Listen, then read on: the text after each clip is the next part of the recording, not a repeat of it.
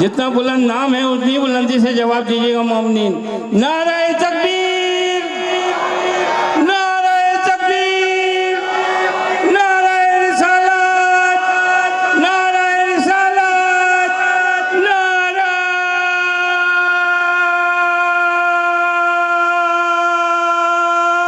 हैदरी, हैदरी, हुसैनियत, हुसैनियत, यजीदियत, यजीदियत, वक्त यजीदों पर लानत, बराए ताजिले ज़हूर इमाम ज़माना बुलंद तर सलवात।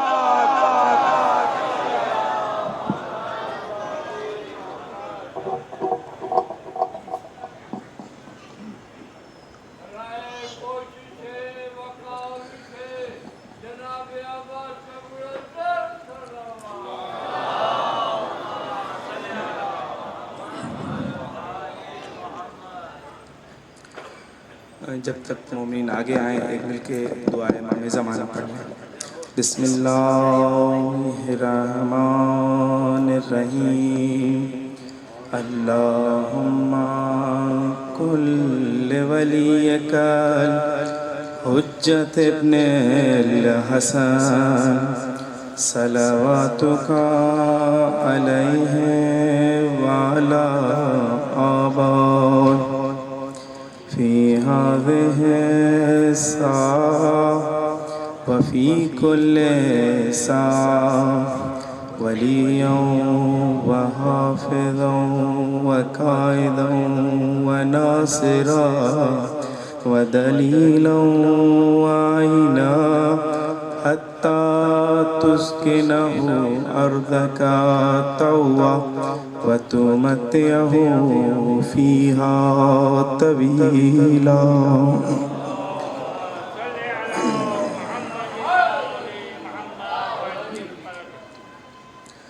औज़ु बिल्लाहि मिनश शैतानिर रजीम। बिस्मिल्लाहिर रहमानिर रहीम। अल्हम्दुलिल्लाहि रब्बिल आलमीन। अस्सलातु वस्सलामु अला सय्यदिल अंबिया वल मुरसलीन खातिमिन नबिय्यीन अबिल क़ासिम मुहम्मद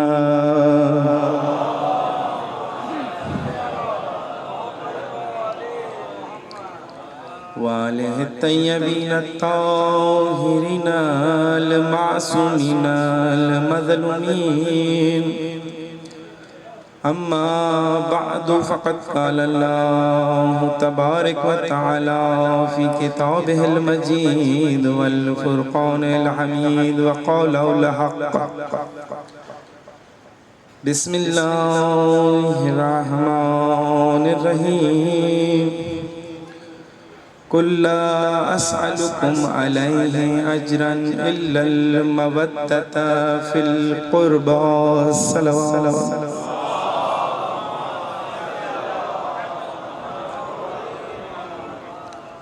सामईन गिरामी कदर, दुरूद ज़हमत नहीं, इज़्ज़त है, एहसान नहीं, ईमान है। मिलके बावाज़े बुलंद सलवात पढ़ दीजिए।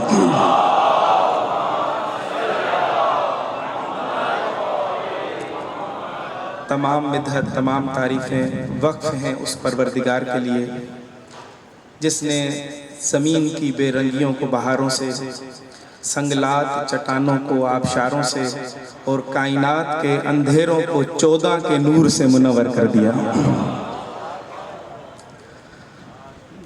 अर्ज़ खिदमत हुक्म हुआ कि ज़िक्र अमीरुल मोमिनीन होगा। मैंने कहा कि मिदहत अमीरुल मोमिनीन इंसान की औकात से बाहर है, इसलिए कि ये इंसान कुरान नहीं लिख सकता और अज़मत अमीरुल मोमिनीन बयान करने के लिए या अल्लाह का कुरान चाहिए या मोहम्मद की ज़ुबान चाहिए। समझ में आ रही किबला बात? हमें तो कहा जाता है कि जी या अली मदद न कहें। चंद साल पहले में खुसूसन कराची की तमाम दीवारों को इन्होंने काला कर दिया। सिर्फ ये लिखा, ना नबी से ना अली से, मदद सिर्फ अल्लाह से। मैं उन्हें कहता हूँ, ए अहमको, तुम्हें छोड़ी थी छोटी सी, इतनी सी बात तुम्हें समझ में नहीं आई। फकीर का काम है दरवाजे पे दस्तक देना, अंदर से जो भी बाहर आ जाए फकीर उसी से नहीं मांगेगा तो किससे मांगेगा। हमने अल्लाह के घर काबतुल्लाह आवाज लगाई, अंदर से अली के अलावा कोई और बाहर आया ही नहीं। ठीक है, कहा जाता है जी कोई फर्क नहीं। मैं कहता हूँ ठीक है, कोई फर्क नहीं। मुश्किल बड़ा होता है हमें कहीं पर भी इस तरह बयान करना। अर्ज यह है कि अगर कहते हैं कोई फर्क नहीं है और अगर हम फर्क बयान कर दें तो वो FIR कटवा देते हैं, फर्क बयान नहीं करते तो ये FIR कटवा देते हैं। मुश्किल बड़ी है हमारे लिए। तो मैं उन्हें सिर्फ इतना सा कहता हूं, ठीक है कोई फर्क नहीं है। इतना तो फर्क है कि काफिर बाप के घर में काफिर बच्चे का पैदा हो जाना कोई फजीलत की बात नहीं है। चलो हो जाएंगे मुसलमान, मगर बड़े होकर होंगे। इतना तो मान, जब पैदा हुए तो बाप भी काफिर था, माँ भी काफिरा थी। मुकाबला उस अली से करते हैं जिसे अल्लाह ने अपना घर ही दे दिया है। इसीलिए पूरी कायनात में जहां जहां सुन्नी शिया मुसलमान मौजूद रहेंगे, अली मौला का जिक्र चलता रहेगा, अली मौला का नाम बाकी रहेगा। मैं चूंकि ईरान में अल मुस्तफ़ा इंटरनेशनल यूनिवर्सिटी का एक तालिब इल्म हूँ, तो वहाँ पर 74 कंट्रीज़ के स्टूडेंट पढ़ते हैं। और जो इस्लामिक ममालिक हैं उनकी भी अगर आप टोटल लगा लें तो 57-58 इस्लामी मुल्क हैं। तो गैर इस्लामी ममालिक भी वहाँ आते पढ़ने के लिए। तो मैं उनसे पूछता हूँ स्टूडेंट से कि ये क्या वजह है कि आपके अपने ममालिक के अंदर बहुत अच्छी रिफा है, बहुत अच्छा सिलसिला है, आप वो तमाम सब कुछ छोड़ के यहाँ पर आते हैं इस्लामी ममालिक के अंदर जो है पढ़ने के लिए, इसकी क्या इल्लत है, क्या वजह है? तो सब बैक वक्त यकमुश्त होकर यही जवाब देते हैं कि हमें अमीरुल मोमिनीन अली इब्न अबी तालिब की मोहब्बत खींच लाती है। तो ये मोहब्बत आम मोहब्बत नहीं है, इसके लिए शिया होना जरूरी नहीं है। खुसूसन हम जिस मुल्क में रहते हैं यहाँ पर शियों से शायद ज्यादा हमारे सुन्नी बिरादरान जो हैं अली के आशिक। तो इसीलिए मैं तो यही अर्ज करता हूं कि जब भी जहां भी जिस सरजमीन पर भी जहां जहां सुन्नी शिया मुसलमान मौजूद रहेंगे, अली मौला का जिक्र बाकी रहेगा। इसी तरह एक सुन्नी शायर थे, वो फरमाया करते थे कि नबी थे अली को वली कहने वाले, नबी थे अली को वली कहने वाले, वली बन गए या अली कहने वाले। समझ में आ रही कि? इसीलिए ये जो अली मौला का जिक्र है ये अपने और पराये को एक जगह पर इकट्ठा कर देता है। ये नहीं देखता कि हमें हमारा मसला क्या है, हम सुन्नी हैं, शिया हैं, मुसलमान हैं, गैर मुसलमान हैं। ये एक ऐसा मवाजना है, ये एक ऐसा तराजू है जो असल में अदालत का तराजू है, ये ऐसा इश्क का तराजू है, ये मसलक को नहीं देखता है। क्यों? वजह क्या है? वजह यह है कि जो अली मौला हैं इनके फजाइल इतने हैं, अपनों ने तो लिखे ही लिखे, गैरों ने भी जितने लिखे, अगर उनको जमा कर दिया जाए तो इंसान हैरत ज़दा हो जाता है। इसलिए क्या खूब किसी ने मौला अली अलैहिस्सलाम के फदाइल को जरा इस तरह बंद किया, कहा कि अली शेर खुदा है, अली मजदर हलता है, अली नुक्ता बाय बिस्मिल्लाह है। कहां कहां से मैं अली को निकालूं? कहा अली शेर खुदा है, अली मसदर हलता है, अली नुक्ता बाय बिस्मिल्लाह है, अली वलीउल कायनात है, अली काफिउल महमात है, अली मोमिन है, अली अमीरुल मोमिनीन है, अली फर्श पर बैठकर अर्श पर हुकूमत करने वाला है, अली अर्श पर बैठकर पर्दा वेदत से ले जाए कुदरत में नबी से गुफ्तगू करने वाला है, अली की शादी पे तारा नौकर बनकर आए, अली का निकाह अर्श पर हो, अली की दुल्हन जहरा बने, अली के बच्चे हसनैन बने, अली साकी कोसर है, अली जाहिरुल अज़हर है, अली मज़हरुल अजाइब है, अली मुनकिर की मौत है, अली कसीमुल जन्नत वल नार है, अली की मोहब्बत जन्नत और जहन्नुम बांटेगी। अली पुल सिरात पर खड़ा होकर ये फैसला करेगा कि ये जहन्नुम तेरा है, ये मेरा है।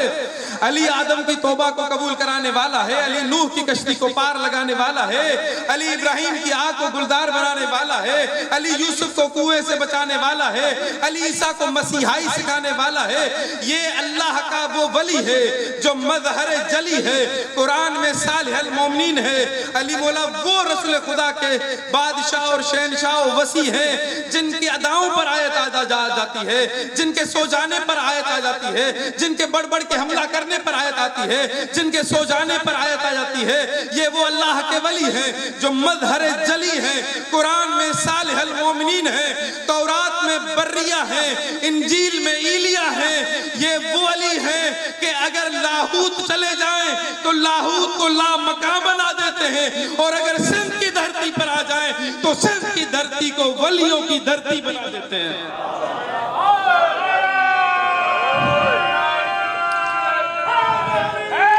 बड़ी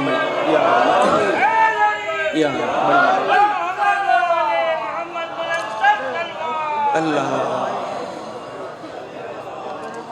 वाले मोहम्मद भाई। इसीलिए मैं तो अक्सर कहता हूँ, छोड़ दूं गर नाम हैदर तो किसका नाम लूं, छोड़ दूं गर नाम हैदर तो किसका नाम लूं, वक्त का मरहब गर उठाए सर तो किसका नाम लूं, लिखूं अगर तलवार के जोहर तो किसका नाम लूं, सामने हो गर दरे खैबर तो किसका नाम लूं, एक मोहम्मद एक अली एक फातिमा दो उनके लाल जब कोई नहीं है इनसे बेहतर तो किसका नाम लूं। पूरी कायनात में जितने भी अल्लाह के औलिया अल्लाह के फकीर बनकर इस पूरी सरजमीन पर गए ना, उन सब के तबलीग का एक ही मौजू था, वो था मोहब्बत अली। और सिंध की सरजमीन जो है खुसूसी तौर पर जितने भी, चूंकि रसूल अल्लाह के जमाने में ही बहुत सारे असहाब सिंध की सरजमीन पर आए हैं, और जो पैगाम लेकर आए वो एक ही था, सबका एक ही था। वो भले कश्मीर में सैयद अली के नाम से कोई चले जाए, सैयद अली हमदानी कश्मीर जब गए ना तो रसूल अल्लाह इनके ख्वाब में आए थे कि आप कश्मीर चले जाएं। जब कश्मीर गए तो वहां पर जादूगरों का बड़ा जोर था, तो ये गए, देखा कि हुजूम लगा हुआ है, कोई जादूगर अपना करतब दिखा रहा है, और उसने क्या किया कि जमीन से उठ कर ना उड़ना शुरू कर दिया। सैयद अली हमदानी ने कहा कि अगर मैं भी इस जाहिल जादूगर की तरह उड़ना शुरू कर दूं तो फिर इसमें और मुझ में फर्क क्या होगा। क्या किया, अपनी जूती को हवा में फेंक दिया, और वो जूती हवा में जाकर उस जादूगर के सर पर इतनी मर्तबा पड़ी कि वो बेहोश होकर नीचे गिर गया। ये सारे का सारा कश्मीर शिया हो गया। ये श्रीनगर में इनकी कब्र मुबारक है। इसी तरीके से बहुत सारे फकीर, ये जितने भी हैं मौला के फकीर, इन सब की तबलीग का एक मौजू रहा, वो मोहब्बत अली था। ये पैगाम गदीरी भी था और बहश्त की अमीरी भी था। और शायद कुछ दोस्तान नाराज हो जाएं कि आप फकीर कह रहे हैं, फकीर कह रहे हैं। ये फकीर तो नहीं थे, अल्लाह के वली थे। मैं जानता हूं ये अल्लाह के वली थे, मगर जो अल्लाह का वली होता है वही फकीर होता है। चूंकि फकीर और भिखारी में फर्क है किबला, जिसे दुनिया ठुकरा दे उसे भिखारी कहते हैं, और जो दुनिया को ठुकरा दे उसे फकीर कहते हैं। इसीलिए मेरे मौला अली का एक लक़ब है इमामुल फुक़रा। अली वो हैं जो फकीरों के इमाम हैं, अली वो हैं जो शाह विलायत हैं, अली वो हैं कि जिनकी मुहर के बगैर किसी को विलायत मिलने वाली नहीं है। इसीलिए मैं चाहता हूं कि इन फकीरों के दरमियान मौला के कुछ फकीरों का तस्करा कर चलूं। राजी हैं आप लोग?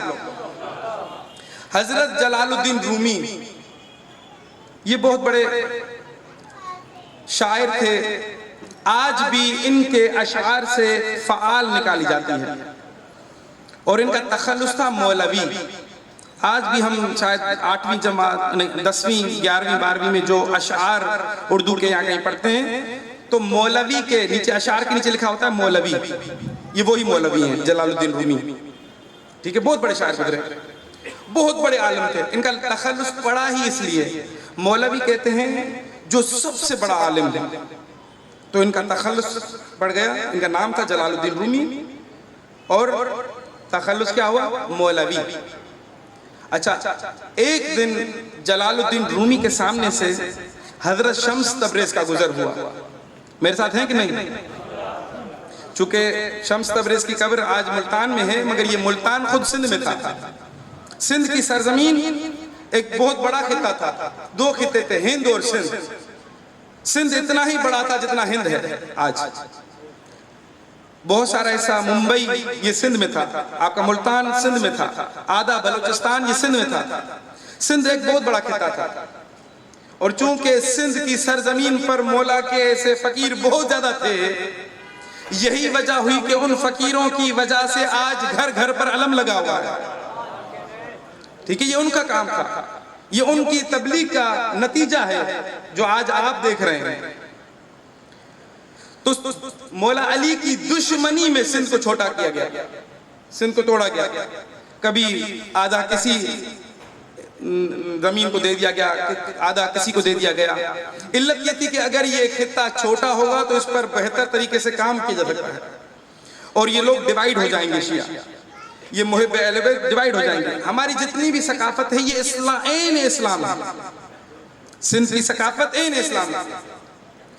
चूंकि अभी वक्त दामन में गुंजाइश नहीं है कि मैं वो तमाम सकाफतों पर बात करूं कि किस किस तरीके से ऐन इस्लाम है, बिलाखिर ऐन इस्लाम। अच्छा जी, शम्स तबरेज का हजरत जलालुद्दीन रूमी के सामने से एक मरतबा गुजर हुआ। जलालुद्दीन रूमी की कब्र आज तुर्की में है, ठीक। और जब सामने से गुजर हुआ, किताबों के अंबार को देखने के बाद शम्स तबरेज ने जलालुद्दीन रूमी से पूछा कि इन चीज ये क्या है। चूंकि उस जमाने में फारसी हुआ करते थे, फारस था, पूरा खिता फारस था। हमारे यहाँ भी फारसी ज़बान बोली जाती थी, तुर्की में भी, अजरबैजान में, अफगानिस्तान में, ईरान में, और ये बहुत बड़ा खिता जो था ये फारस था, सब फारसी बोलते थे। हत्ता कि आप अपने जितने भी कदीमी शायर हैं, अल्लामा इकबाल देख लें, दूसरे देख लें, इन्होंने ज़्यादातर काम जो है फारसी में ही किया। तो उन्होंने सवाल पूछा कि इन चीज ये क्या है। तो जलालुद्दीन रूमी ने जाहिरी तौर पर अल्लाह के इस वली का हुलिया देखा और देखने के बाद दिल में सोचा कि इस फकीर को क्या पता कि ये क्या है। कहा कि इन इल्म के तू न दारा, कहा ये वो इल्म है जो तेरे पास नहीं है। हजरत शम्स तबरेज को जलाल आया, कहा जिसे हम नहीं जानते वो है क्यों। मेरे साथ है कि नहीं?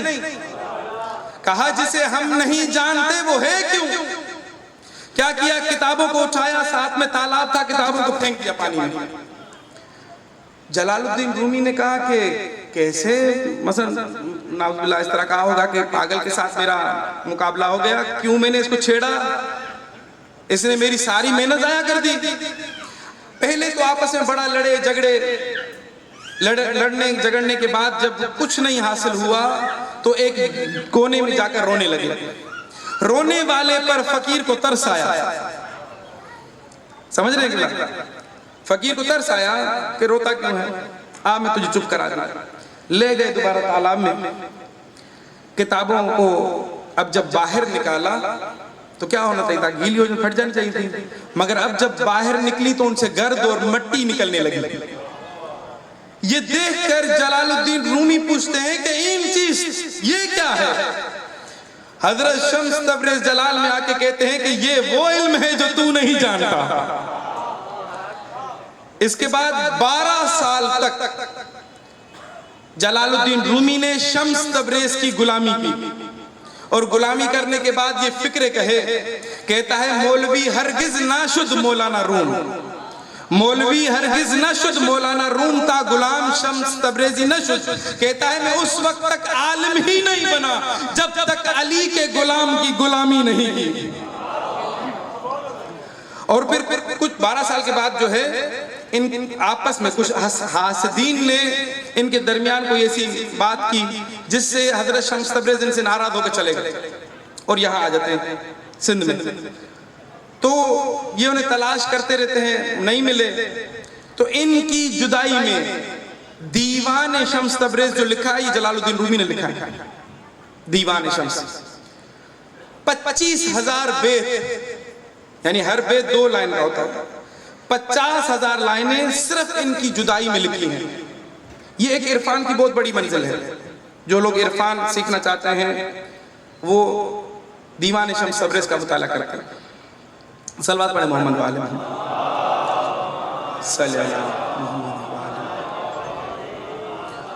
और खुसूसन आपकी सलवात को देखकर मैं सोच रहा हूँ कि और किस फकीर की बात करूँ, इसी फकीर पर ये सलवात की हालत हो गई है। सलवात पढ़े मोहम्मद वाले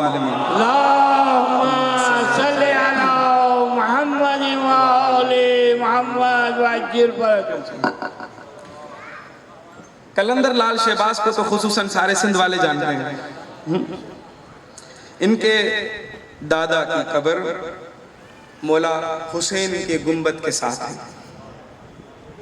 मोहम्मद इब्न इब्राहिम, हुसैन इब्न इब्राहिम मुजाब, मोहम्मद इनके वालिद हैं, जिनकी कब्र ईरान के शहर किरमान में।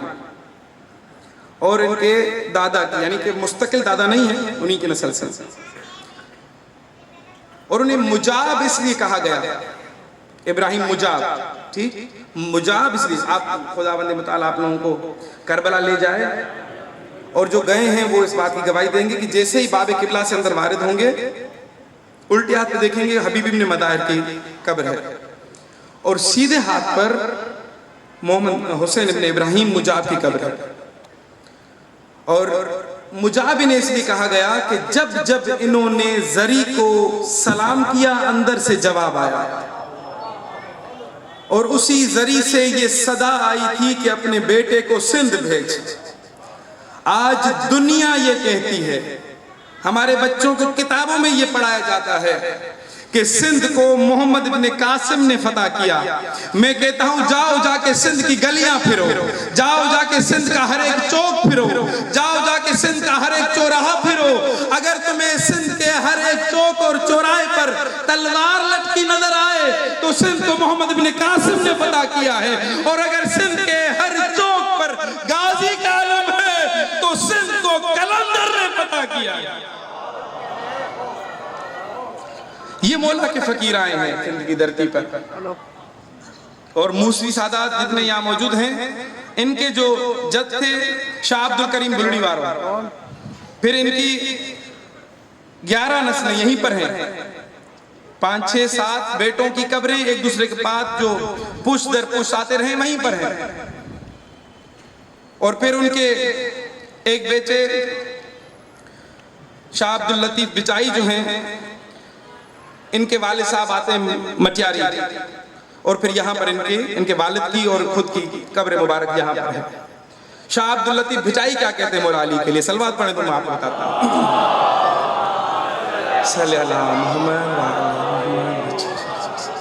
शाह अब्दुल लतीफ बिचाई कहते हैं, सिंधी तो समझ में आती है ना, कहते हैं जे भाई थिया जन्नती तब बणो हैदर जो हुबदार, जे भाई थिया जन्नती तब बणो हैदर जो हुबदार, बिना हुब हैदर जे अथई बंदगी बेकार।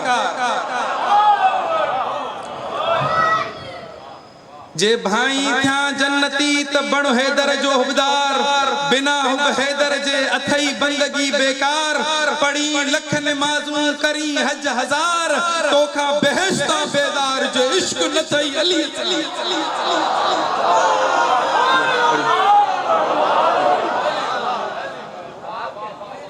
तो ये जितने भी मौला के फकीर आए, उन सब के तबलीग का मौजू सिर्फ एक ही था, वो था मोहब्बत अली, जो अपने और पराये को एक जगह पर इकट्ठा कर देती थी, जो कि पैगाम गदीरी भी थी और बेहश्त की अमीरी भी। अर्ज़ खिदमत, जितने भी आप अगर मुशरिकों के अकीदों को इकट्ठा करें ना, तो फोकस होगा एक चीज पर, वो है खौफ। ये मुशरिक क्यों बनते हैं? खौफ की वजह से। समझ में आ रही? मेरे साथ है ना? खौफ की वजह से लोग मुशरिक हुए। जितने भी अकीदों को उठा के देख लें, कभी सांप से डर गए, उसे खुदा मान बैठे, इसकी इबादत करो, इसकी पूजा करो, कहीं ये तुम्हें नुकसान ना पहुंचा दे। कहीं सूरज को गिरन लगा, उसे खुदा मान बेचे कि इसकी इबादत करें, इसकी पूजा करें, कहीं आपको नुकसान ना पहुंचा दे। कहीं तारा गिर के टूटा तो उसे खुदा मान बेचे कि आज वहां गिरा है, कल यहां गिरेगा, इसकी इबादत करो, इसकी पूजा करो, कहीं तुम्हें नुकसान ना पहुंचा दे। कहीं पत्थर गिरे और इंसान पत्थरों के नीचे आगे दब जाए तो कंकर को शंकर समझ बैठते हैं कि इनकी इबादत करो, इनकी पूजा करो, कहीं आपको नुकसान ना पहुंचा दे। फिरऔन, नमरूद, शद्दाद इन 3 झूठे खुदाओं को मानते रहे। क्यों? कि इनकी इबादत की जाए, इनको पूजा जाए। ये जैसे कहते हैं वैसे ही सर को हिला दिया जाए, कहा जाए ठीक, लब्बैक। क्यों? क्योंकि इनसे डरते थे। मगर ये इंसान बड़ी अजीब है, कभी सांप से डर जाता है तो उसे खुदा मान बैठता है, कहीं पत्थर गिरे और इंसान पत्थरों के नीचे आके दब जाए तो उसे खुदा मान बैठता है, कभी सूरज को खुदा मान बैठता है, कभी तारे को खुदा मान बैठता है। मगर क्या कहने अबू तालिब के बेटे अली मुर्तदा के जिन्होंने बचपन में ही तौहीद की ऐसी हिफाजत की कि बचपन में ही सांप को चीर के रख दिया कि ये सांप खुदा नहीं हो सकता। अल्लाह ने तारे को दरवाजे पे नौकर बना के रख दिया कि ये तारा खुदा नहीं हो सकता। बुतों को पाश पाश करके पूरी कायनात को ये बता दिया कि ये बुत खुदा नहीं हो सकता। हत्ता के सूरज को पलटा के पूरी दुनिया को ये बतला दिया कि ये सूरज खुदा नहीं हो सकता, और अपनी पेशानी को जमीन पे रख के कायनात को ये बतला दिया कि ये इंसान कभी खुदा नहीं हो सकता। वो जिंदगी में सिर्फ एक बार सोया ताकि तौहीद बच सके। ठीक है, हालांकि सोना नुक्स है, कमाल नहीं। आज़ा की थकन का नाम है सोना, और सोते वो हो जो नाकिस हो, जो युताहिरकुम ततहीरा हो, वो सोए कैसे?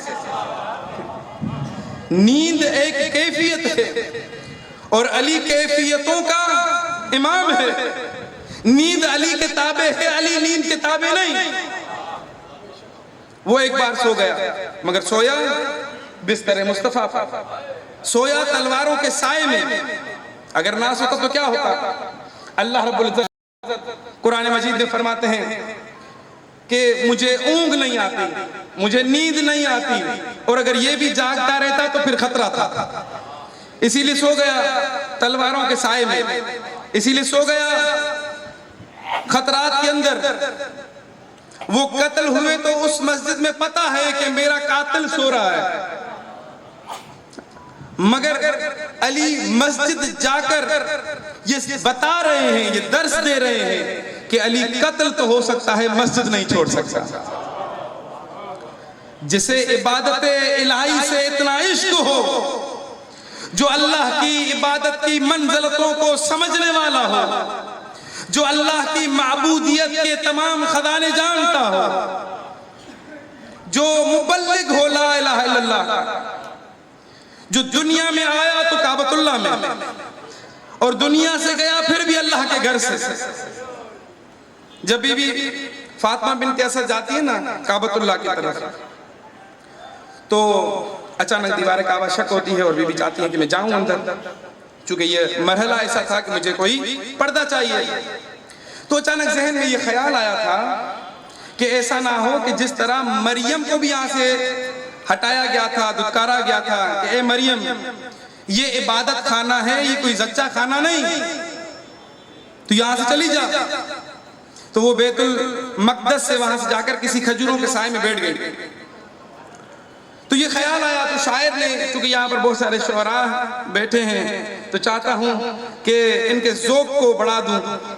तो शायर ने क्या खूब शायरी की, इस पूरे मंजर कशी करता है। वो कहता है कि काबे ने कहा कि वीरान पड़ा हूँ बरसों से, आबाद मुझे अब कर भी।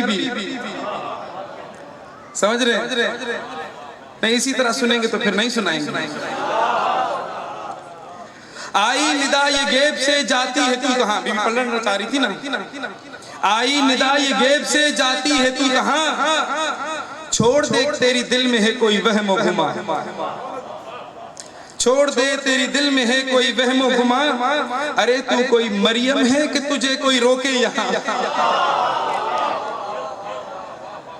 क्या मंजर कशी की शायर, कहता आई निदा ये गैब से जाती है तू कहाँ, छोड़ दे तेरी दिल में है कोई वहमो गुमा, अरे तू कोई मरियम है कि तुझे कोई रोके यहाँ, ये मकां तो अली का है मैं तो हूँ ही लामकां, ये मकां तो अली का है मैं तो हूँ ही लामकां, अरे नूरे इमामत से इसे सजाया जाएगा, दो आलम की पेशानियों को यहाँ झुकाया जाएगा। या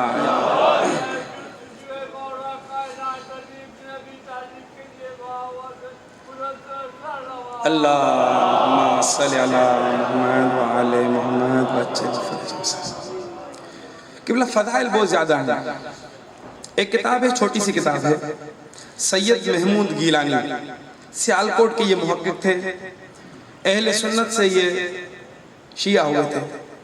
इनकी बड़ी बड़ी किताबें हैं, बड़ी बड़ी तहकीक है। इन्होंने एक किताब लिखी इलिया नाम से, हमारे पास भी घर ज्यादा मोटी नहीं है, पतली सी किताब है। इन्होंने तमाम मसालिक को पढ़ा और उनमें जहां जहां पर भी मौला अली का जिक्र है जिन किताबों में, वो इन्होंने इस किताब में जमा किया कि कहाँ कहाँ तौरात में है, कहाँ कहाँ इंजील में है, कहाँ कहाँ ज़बूर में है, कहाँ कहाँ कुरान में है, कहाँ कहाँ राम में है, कहाँ कहाँ गीता में है।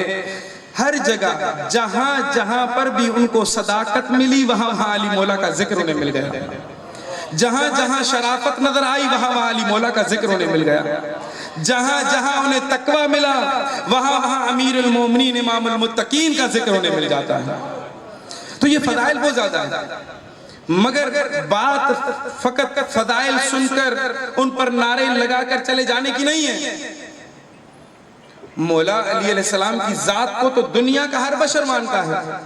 किसी भी मसलक में चले जाएं, ईसाइयों के पास चले जाएं, यहूदियों के पास चले जाएं, हिंदुओं के पास चले जाएं, मुसलमानों के किसी फिरके में चले जाएं, अली मौला की ना कोई शुजात का इनकार कर सकेगा, ना कोई उनके ईमान का इनकार कर सकेगा, ना कोई उनकी सदाकत का इनकार कर सकेगा, ना कोई उनकी तकवा का इनकार कर सकेगा, ना कोई उनकी सखावत का इनकार कर सकता है।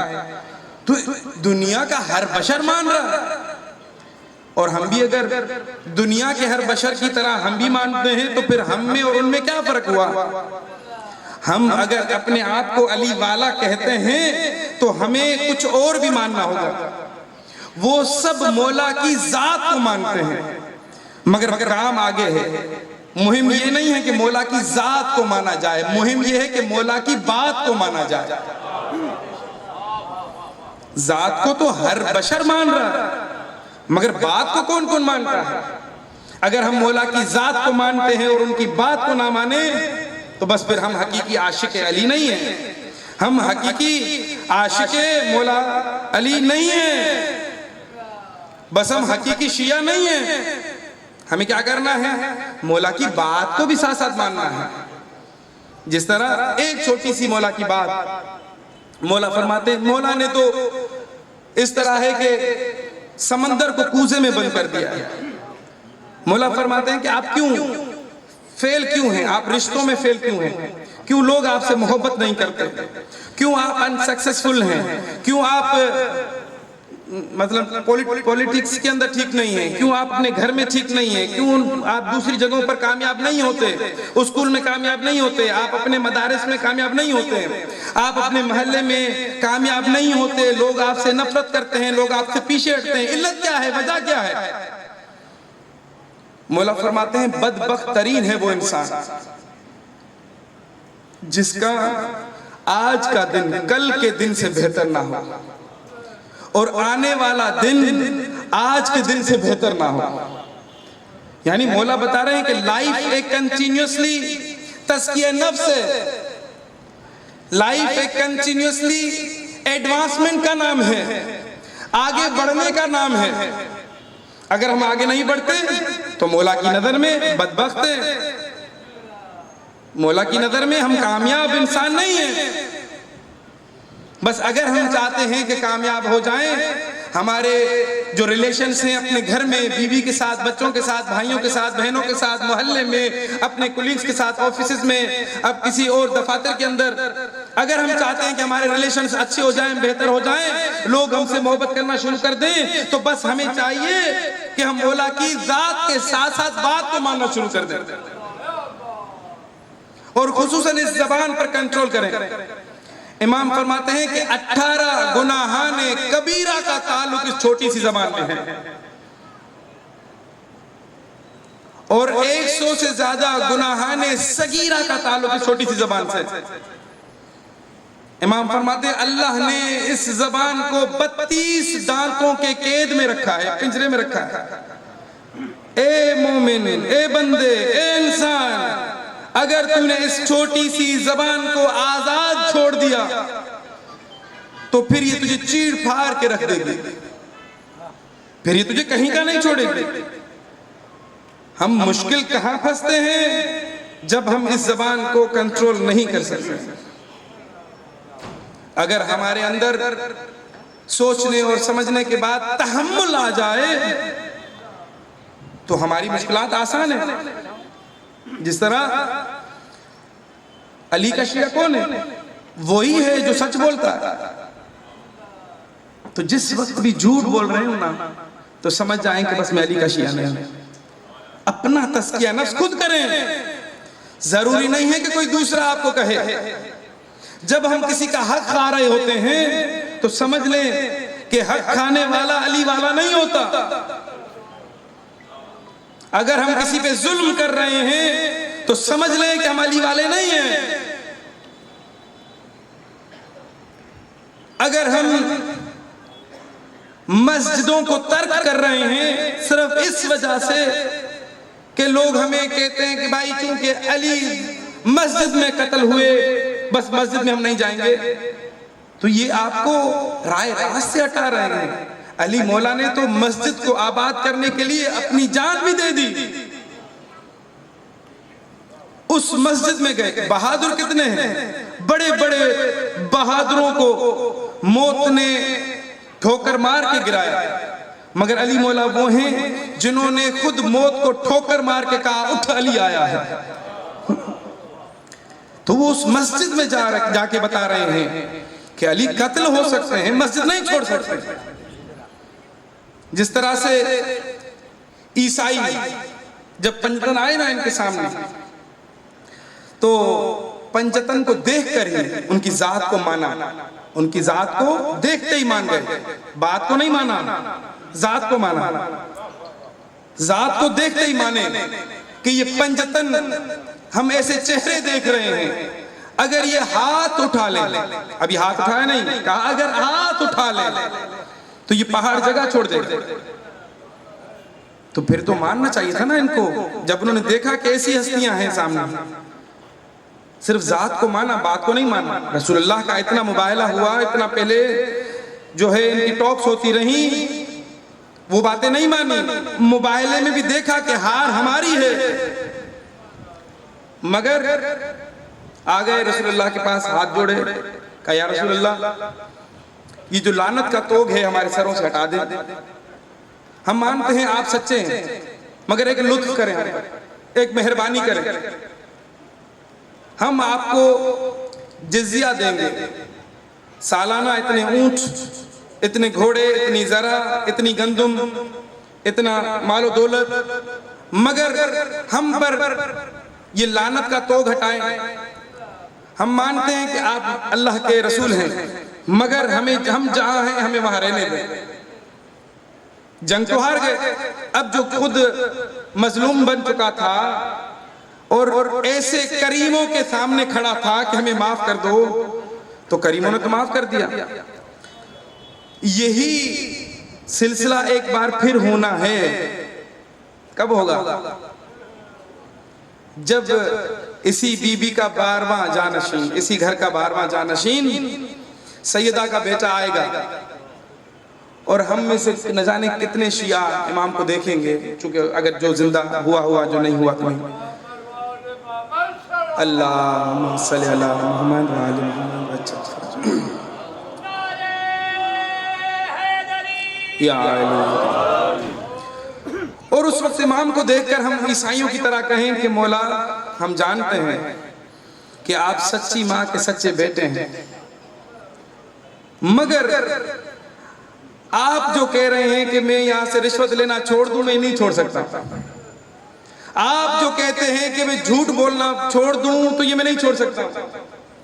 आप जो कहते हैं कि मैं वहां से हराम की कमाई जो लेता हूं वो छोड़ दूं, ये नहीं छोड़ सकता। आप जो कहते हैं कि मैं जुल्म करना छोड़ दूं, ये नहीं छोड़ सकता हूं। आप जो कहते हैं कि मैं फला जगह पर जो कब्जा किया हुआ मस्जिद का माल हो या गैर मस्जिद का हो या कोई प्लाट हो या किसी का घर के पे कब्जा हो, मौला मैं मानता हूं कि आप सच्ची माँ के सच्चे बेटे हैं, आपकी जात को मैं मानता हूं, मगर आपकी बात को नहीं मानूंगा। तो फिर हम में और ईसाइयों में कोई फर्क नहीं।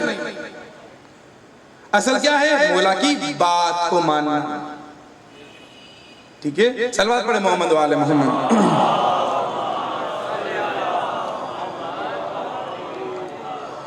ये पूरा घराना बड़ा करीम है, पूरा घराना। और इनकी अगर करामत की मिसाल देखना चाहें तो जब सैयदा ने हसनैन करीमैन की सेहतयाबी के लिए रोजे मन्नत माने तो पंजतन पाक के इस पूरे घराने ने रोजे रखे। शाम को सैयदा ने अपने हाथों से 5 रोटियां बनाई। मैं मिसाल दे रहा हूं सिर्फ एक करामत की कि करीम कितने हैं। 5 रोटियां बनाई, एक मौला हसन की, एक मौला हुसैन की, एक अपने बाबा की, एक अपने शोहर की, एक अपनी, चूंकि 5 को रोजा था। शाम का टाइम एने वक्त के अफ्तार के वक्त दस्तक होती है दरवाजे पर और एक साइल आ जाता है, कहता है मिस्कीन हूं मैं, मुझे कुछ दे दें। आप और हम होते क्या करते हैं? रोजा था सारा दिन, हम लोग चलो हम बहुत सखी होते ना, तो हम 5 में से 1 रोटी निकाल कर देते, बोलते 4 हम जो है मिलके खा लेते। थोड़ी सी अगर ज्यादा सखावत होती तो कम से कम 2 दे देते और 3 खुद खा लेते। मगर ये करीम इतने हैं, कोई करामत में दूसरे से पीछे नहीं है। इन 5 ने अपनी अपने हिस्से की पूरी पूरी रोटी उस फकीर को दे दी। दूसरा दिन हुआ, ऐन इफ्तारी के वक्त फिर दरवाजे पे दस्तक हुई, यतीम हूं मैं, यतीम हूं, मेरी मदद कर। इस पंजतन के घराने ने 5 की 5 रोटियां उठा के उस यतीम को दे दी। चाहते तो भाई 1 दे देते, 2 दे देते, 3 दे देते, नहीं 5। मसलन ये सखावत में भी इतने हैं कि कोई दूसरे से कम हो ज्यादा नहीं है। जिस तरह एक रसूलुल्लाह के जाने के बाद एक सहाबी ने ख्वाब में देखा कि रसूलुल्लाह ने कुछ खजूरें मुझे अता की हैं। सुबह हुई, देखा कि मौला अली अलैहिस्सलाम भी इसी तरह खजूरें तनावल कर रहे हैं और ये जैसे आते हैं तो मौला अली उन्हें खजूरें उठा के उसे देते हैं। जब ये गिनता है तो उतनी ही खजूरें थी जितना रात को रसूलुल्लाह ने उन्हें ख्वाब में दी थी। तो इनकी अता भी बराबर है। तीसरा दिन हुआ, तीसरा दिन भी दरवाजे पे दस्तक होती है, कहता है असीर हूं। इन पंजतन के घरानों ने 5 रोटियां उठा के उस यतीम मिस्कीन असीर को दे दी। अल्लाह ने भी क्या किया, इन फकीरों की आवाज को टेप करके कुरान में रख दिया। मिस्कीनों व यतीमों व असीरा, जब भी इनके दरवाजे पे चौखट पर कोई साइल आता है, और ये साइल कौन था? हज़रत जिब्राइल आकर इनकी रोटियां लेके जाता था। तो अल्लाह ने इनकी आवाजों को टेप करके कुरान में रख दिया ताकि हलाली कयामत तक पढ़ते रहें और खुश होते रहें।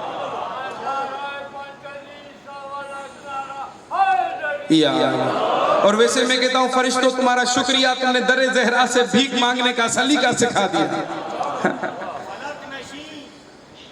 जो कभी खाया नहीं करते रोटी, फलक नशी जो कभी हज़रत इब्राहिम अलैहिस्सलाम का वाक़या है कि किस तरीके से पूरा है, फलक नशी जो कभी खाया नहीं करते रोटी, ज़मीन से ले गए ज़हरा के हाथ की रोटी क्या कहना दोस्ती कर ली अदूए ज़हरा से, अरे नहीं उनके मुकद्दर में हलाल की रोटी। क्या कहना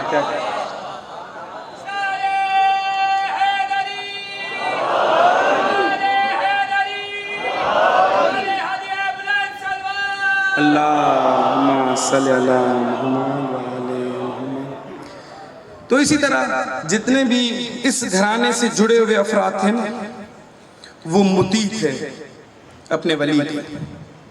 ये करबला की सरजमीन जितनी भी आप देखते हैं कि माएँ जो है छोटे छोटे बच्चों को तैयार करके देती हैं मौला हुसैन को कि जाएं जाकर इन्हें कुर्बान करके। क्या वजह थी, क्या इल्लत थी, कहां से ये जज्बा आया था? आया आप क्या समझते हैं कि एक माँ सिर्फ अपने बच्चे को कुर्बान कर रही थी, या एक भाई था जो अपने भाई के कहने पर तलवार रख के चला जाता था, या एक बेटा बाप की मोहब्बत में जाता था लड़ने के लिए? नहीं, ये मुतीए परवरदिगार थे, ये मुतीए उलुल अम्र थे।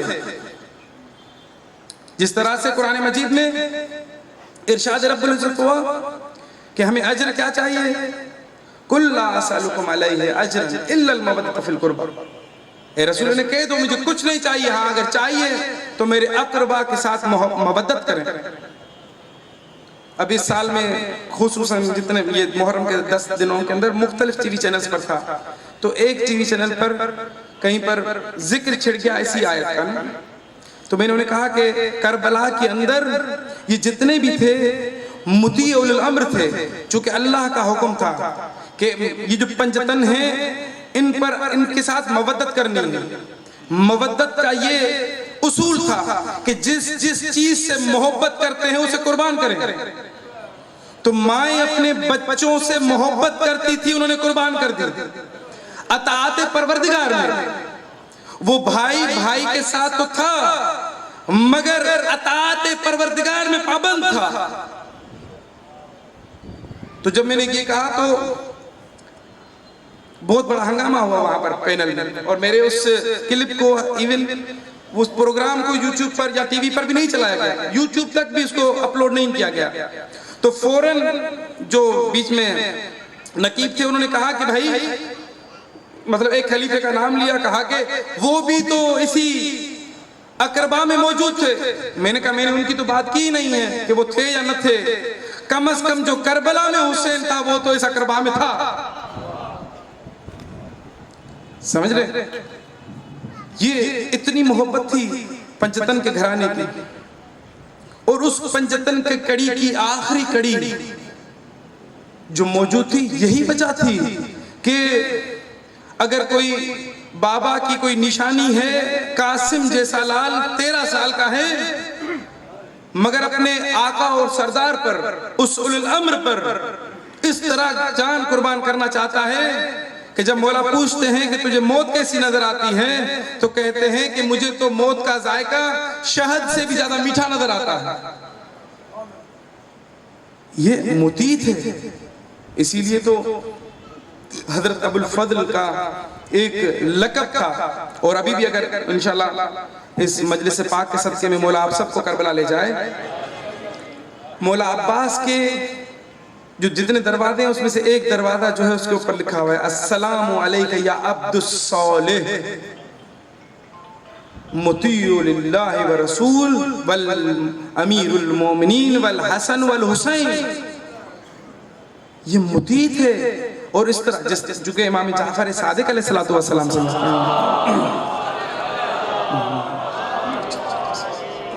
तीन इमामजादे ऐसे हैं कि जिनकी ज़ियारत नामा जो आप जाते हैं किसी भी ज़ियारत पर, ज़ियारत जो पढ़ते हैं जाकर, तीन इमामजादे ऐसे हैं जिनका ज़ियारत नामा किसी इमाम ने लिखा है।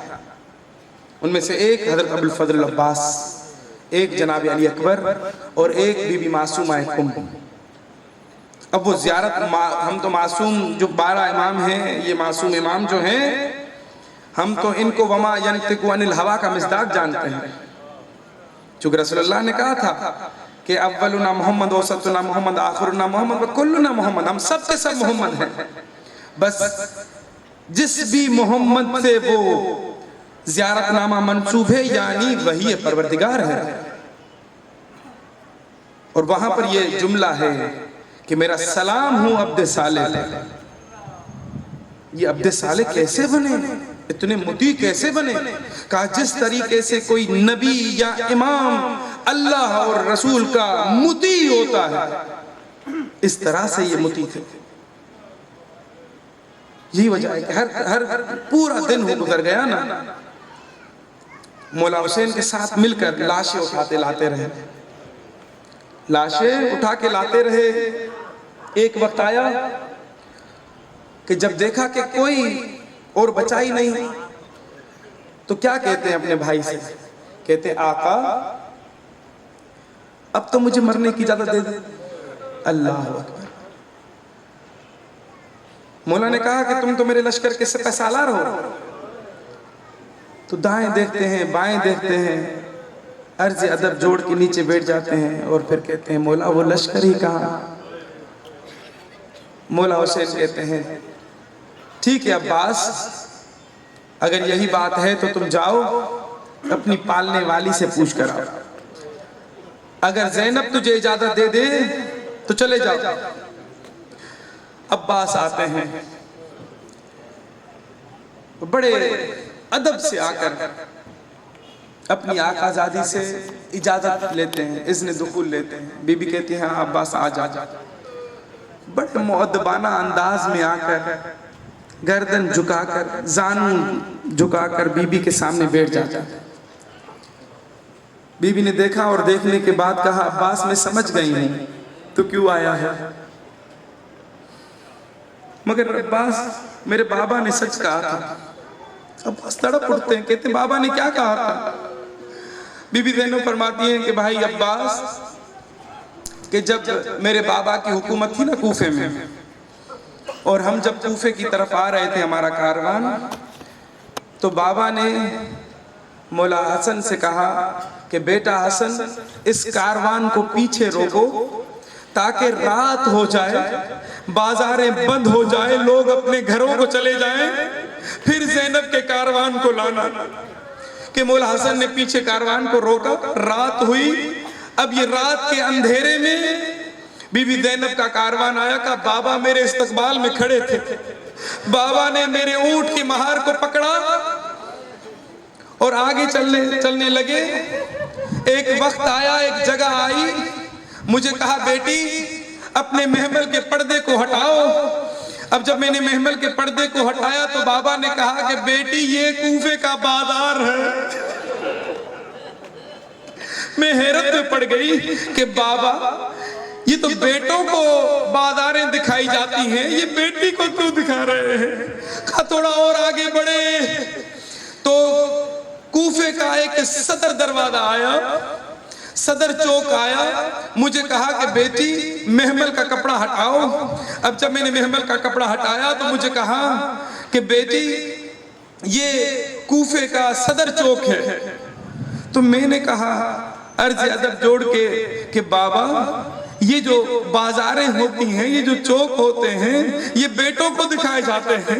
मौला हसन को दिखाएं, भाई हुसैन को दिखाएं, भाई अब्बास को दिखाएं, ये आप मुझे क्यों दिखा रहे हैं? बाबा ने महमल को नीचे किया, मुझे बाहर निकाला, मेरे हाथों पे बोसा दिया, मेरे सर पे बोसा दिया और रो रो के कहने लगे बेटी यही शहर होगा, यही बाजारें होगी, तेरे हाथों में रस्सियां होगी, तेरे सर पे चादर नहीं होगी।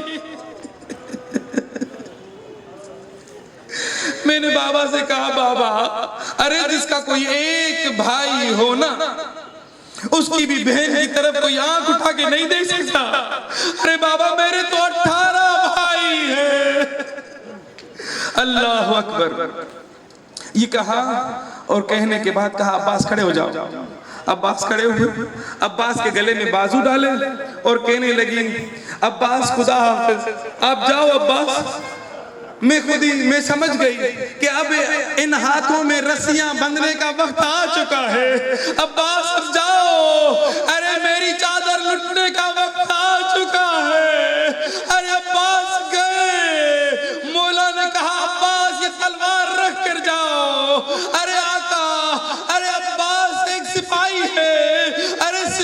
के असले से दुश्मन तो डरता है, आप इन्हें क्यों कह रहे हैं कि तलवार रख के जाओ, कि शायद आवाज आए। मौला ने कहा अब्बास तेरी तलवार से जितने कूफी और शामियों को जख्म लगेंगे, अरे उनका बदला ये मेरी बहन और बेटी से। अल्लाह अकबर, अल्लाह अकबर। अभी अलम बरामद होगा ना, मौला अब्बास अलम लेकर, एक हाथ में मशकीज़ा लेकर, अब जब जैसे ही नहरे फुरात पर पहुंचते हैं, अरे पानी भरा और उस पानी में एक हाथ में चुल्लू में पानी भी लिया और पानी नहरे फुरात में फेंक के कहा, ए नहरे फुरात तू बह रही है, मेरा आका प्यासा है। अल्लाह अकबर। एक जाकिर मौला अब्बास के मसाइब पढ़ रहे थे, रात को वो मौला उसके ख्वाब में आते हैं और कहते हैं, ए जाकिर तू मेरे असली मसाइब नहीं पढ़ता।